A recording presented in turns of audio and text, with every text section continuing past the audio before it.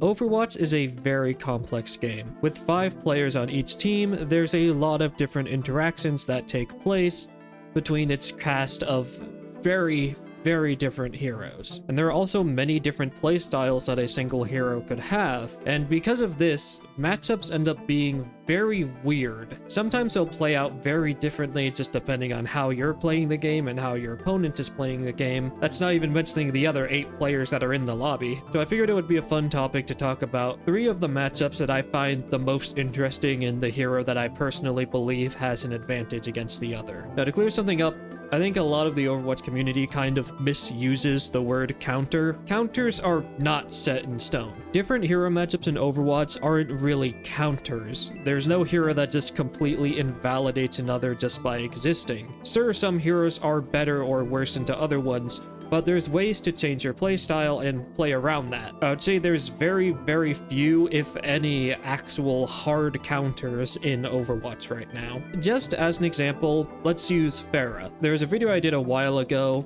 talking about if flyers were becoming a problem. In that video, I used gameplay footage of me playing Pharah against double hit scan without a mercy pocket. And normally, hit scans counter Pharah. That's the usual community consensus, and that's also what the very people in my game were telling me in voice chat the entire time. In the video, I saw the 2 maps that, after I had swapped to Pharah, in which the enemy team swaps off of Tracer and whatever other DPS they had to go on to double hit scan, and we end up winning. Because, well, yes, double hit scan might counter a Pharah that's playing very passively, just floating really high up in the skybox and just spamming rockets, but double hit scan isn't as good against a Pharah that's using her hover jets to get to really weird angles, and then using concussion blasts and jump jets to just jump in on someone and 2-tap them. A change in playstyle ends up making this matchup much more even than one would expect. Here's a clip from that video where I had actually previously used hover jets to go around the side of the map, so I was completely undetected,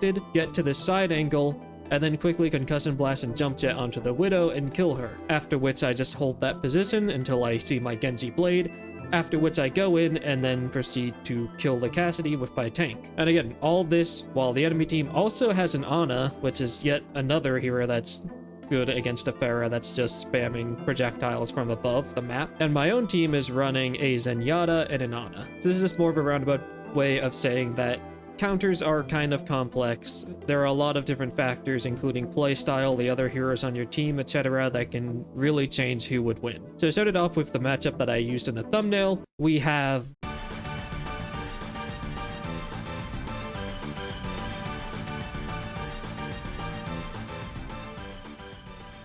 Now, a lot of people would say that Kiriko counters Ana because Kiriko's Suzu can cleanse anti-nade, but the thing with that interaction is that that also requires Kiriko to use her Suzu in order to cleanse it. Suzu is basically the only good ability that Kiriko has left. She's a hero that has not been performing very well in terms of win rate ever since we've seen a massive uptick in Ana play, because anti-nade is such a threat that Kiriko basically has to hold Suzu in order to counter it, and if you're using Suzu defensively like that, you're not really getting aggressive value out of it, and that is where Suzu is at its best.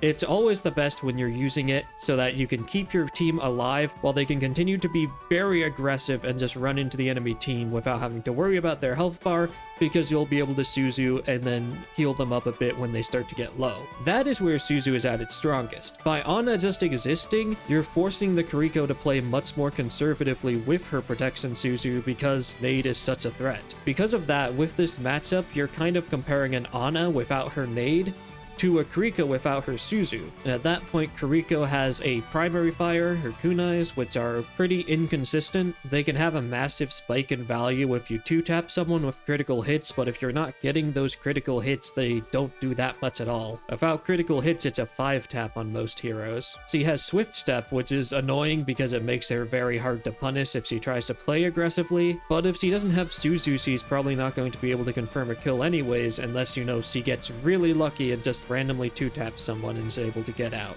But even then, if she goes too far forwards with it, she might not be able to teleport back to her team, or at least a team member that's in a safe position.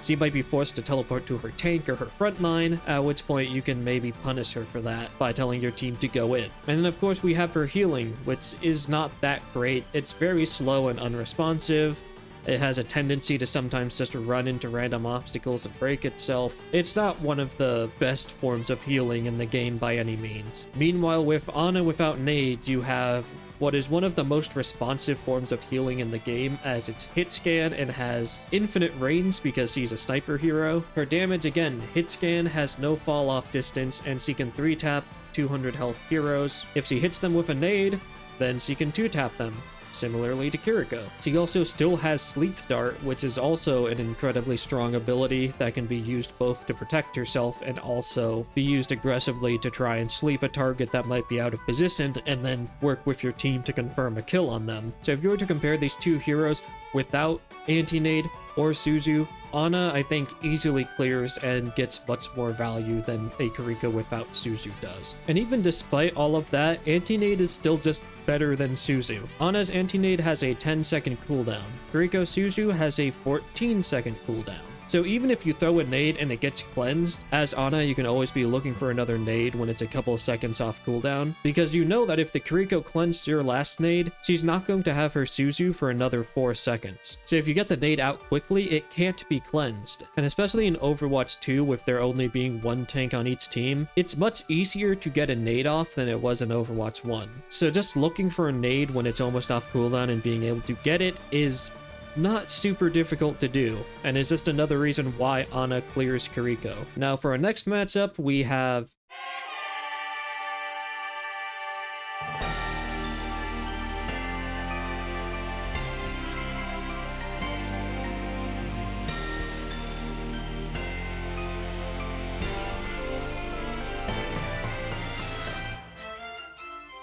Now, the Bastion Reinhardt matchup is probably one of my favorites in the game because of how weird it is when you get down to it. It's not even that one counters the other. Like, I'm not gonna say, oh, Reinhardt counters Bastion. That's kind of an insane statement to make. But I've also said that Ana counters Kiriko. So, who knows, maybe I am crazy. But these are two heroes that counter each other. If you were to consider them more in a 1v1 scenario, Bastion kinda just clears. He has 360 damage per second. He can just melt down Reinhardt's barrier before he's able to get in close, and then kind of just win the fight after that, especially with Bastion's high total health for DPS hero, and also his primary and grenade are still pretty good even in recon form right now. So why do I say these heroes counter each other? And that is because Reinhardt is kind of the best tank to pick when being against a Bastion in a lot of situations. The best way to counter a Bastion is to have your team work together and focus fire him down because he's just so tanky. In the last video I did about Bastion, I showed just how tanky he is with a pocket right now, being able to survive a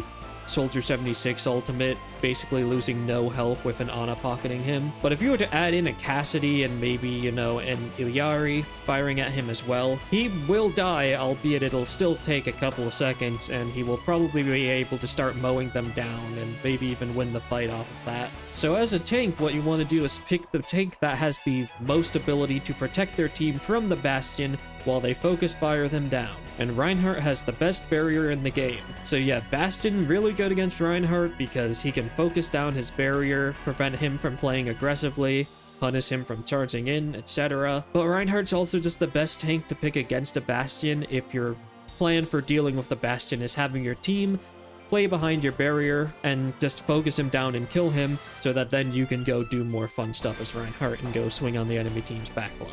I will say if your team isn't playing with you, which you know, Overwatch 2, zero communication, that happens a lot, then yeah, Reinhardt's not going to be a good pick. You're probably going to want to go with a tank that has a lot more personal sustainability, like an Orisa, who has Fortify and also has Javelin Spin, which can theoretically block infinite damage, or Sigma, who has very similar abilities. He also has a stun, a barrier, and his Grasp is also able to block a theoretically infinite amount of damage. So if your team isn't playing with you, those are two better picks, so that I don't just give you bad advice to go feed into a Bastion by picking a Reinhardt without your team backing you up. But it is just a very interesting interaction because they do just kind of counter each other in different situations depending on what's going on. And finally, for the last and probably most controversial matchup I'm going to talk about,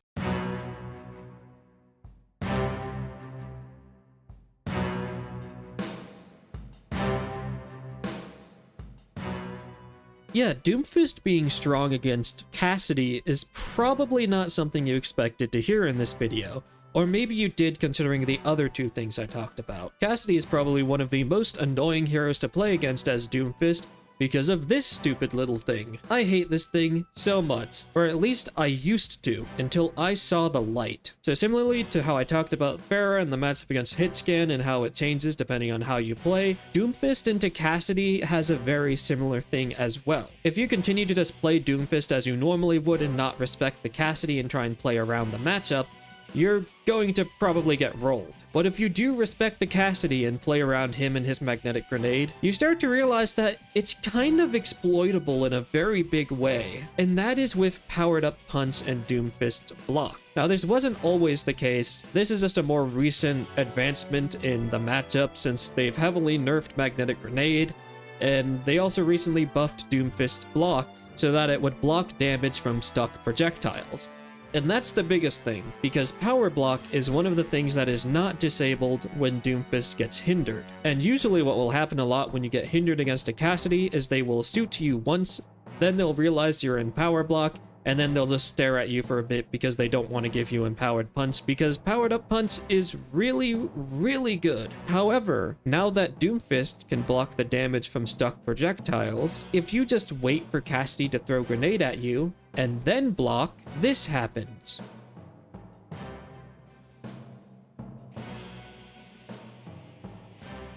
Yep, free punch, baby. So yeah, it's definitely not the easiest thing to play around the Cassidy and kind of requires a lot of practice, and there are still times where he will just screw you over. But the fact that you can abuse his magnetic grenade to get empowered punch for free in situations where you otherwise wouldn't is pretty big, especially since magnetic grenade is on a decently long 10-second cooldown. If you just play around baiting it out, blocking, getting your empowered punch, if you use your slam to go in, then after he uses grenade, you'll probably have your slam after, 3 seconds or so, at which point he still has a 7-second cooldown on grenade, and you're kind of free to plan out your engagement without Cassidy having grenade, and with you having your powered up punch. And Cassidy might not be the best target to use that powered up punch against since he has 225 health, Fan the Hammer is kind of threatening in close range, and he also, got more damage resist when he uses his combat roll because they decided to buff it for some reason. You don't have to use it against Cassidy.